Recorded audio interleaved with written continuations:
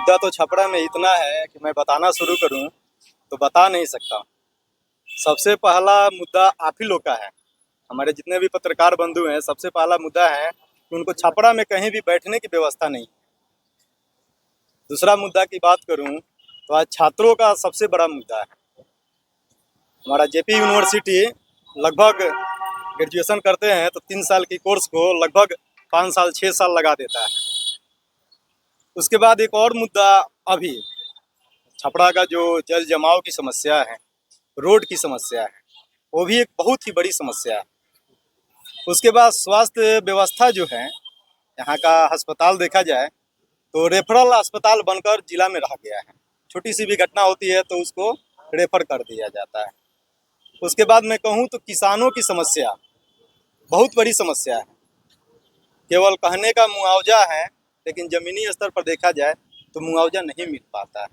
जैसे हम लोग हरियाणा में देखते हैं कि पॉली हाउस बनाकर किसान सालों भर खेती करते हैं, लेकिन हमारे छपरा विधानसभा में देख लीजिए, गिने चुंदे किसान हैं, उनको पॉली हाउस की व्यवस्था हो पाई। जिस विधानसभा से आप नामांकन किए हुए उस विधानसभा का सबसे जो मुख्य मुद्दा है व्यवसाय का मुद्दा है।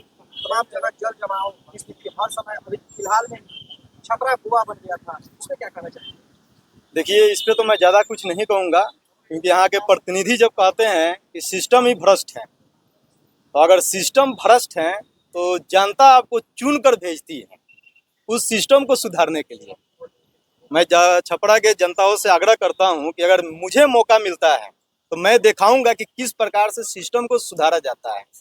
काम करना मेरा प्राथमिकता रहेगा, केवल कहना प्राथमिकता नहीं रहेगा। मैं अभी नहीं कह सकता हूं कि मैं ये करूंगा वो करूंगा, लेकिन आप सभी का आशीर्वाद रहा तो छपरा का जो अभी दुर्दशा हुआ है वो 5 साल के बाद आप लोग को देखने को मिलेगा। आपके लेफ्ट में और आपके राइट में भी युवा दिखाई दे रहे हैं, युवाओं के लिए क्या मुद्दा है? क्योंकि युवा आज देखा जाए तो युवा सब जगह त्रस्त है।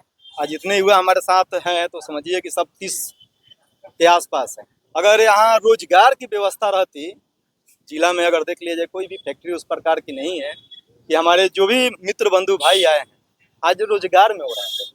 हम नॉमिनेशन करवाने नहीं आते, लेकिन आज युवाओं का जो मुद्दा है, पढ़ाई का मुद्दा हो चाहे उसका रोजगार का मुद्दा हो, आज पलायन दिन प्रतिदिन बढ़ते जा रहा है।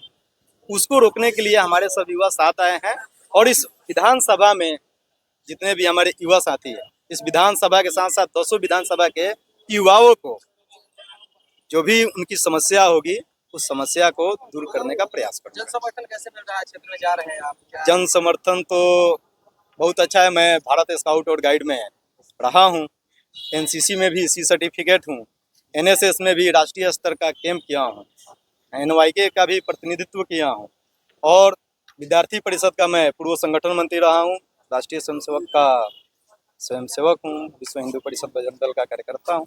जिस विधानसभा से आपने नामांकन करवाया है वो वैश्य समाज का गढ़ माना जाता है, टक्कर दे पाएंगे? देखिए, वैश्य समाज भी हमारे साथी है, क्योंकि एक सूची जारी हुआ था, उसमें बहुत सारे वैश्य समाज में जातियों को जोड़ा गया था, तो शायद मेरा भी नाम उस सूची में था। तो जो भी काम करता है जनता को जाति नहीं देखना चाहिए, मानव जाति ही प्राथमिकता होती है। मानव जाति देखिए और वोट करिए, तब जाके विकास होगा, नहीं तो जात पात।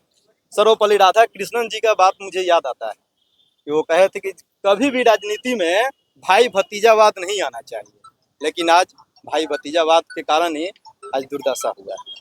क्या आप अगर विधायक बन के आते हैं तो क्या अपने परिवार, अपने रिश्तेदार का विकास कीजिएगा या पूरा समाज और जो विजन लेकर चल रहे हैं सही विजन पे आप खड़े उतरेंगे? इस धरती पे जितने मानव जाति जन्म लिए, उसके साथ साथ जीव जंतु भी जन्म लिए, उसका विकास करना मेरा प्राथमिकता रहेगा। विशेष अपील क्या है आपकी? जनताओं से आग्रह है कि मेरा साथ दें, अपना आशीर्वाद दें, अपना बेटा समझ के, छपरा का बेटा समझ के आशीर्वाद दें और मत का प्रयोग सही जगहों पर करें।